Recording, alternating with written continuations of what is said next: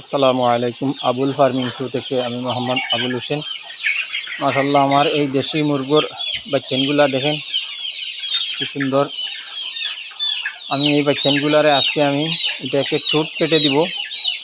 তাই এইভাবে আপনারাও মুরগের বাচ্চাগুলাকে ঠোঁট কেটে দিবেন। দেখেন আমি দেখাই কিভাবে আপনারা ঠোঁট কাটবেন। এইভাবে আপনারা কেটে দিতে হবে, না হয় টুকাটুকি করে এগুলা আহত করে ফেলবে। দেখেন আমি মুরগের বাচ্চাগুলাকে এই যে ঠোঁট কেটে দিতেছি। দেখেন আমি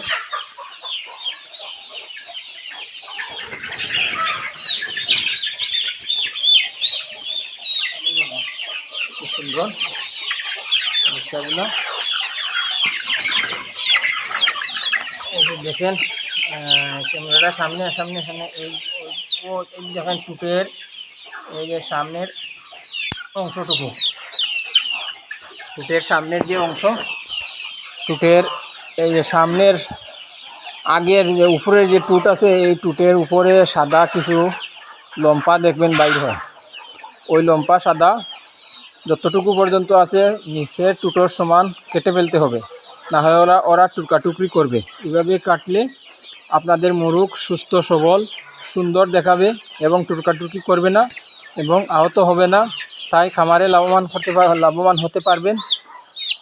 আবার টুট কাটতে গিয়ে অতিরিক্ত কেটে ফেললে আবার মুরগ অসুস্থ হয়ে যাবে, অসুবিধা, রক্তক্ষরণ হবে। তাই আপনারা বেশি কাটবেন না। আবুল ফার্মিং টু আমার একটি ইউটিউব চ্যানেল আছে। এই যে দেখেন আমি দেখাই আপনাদেরকে।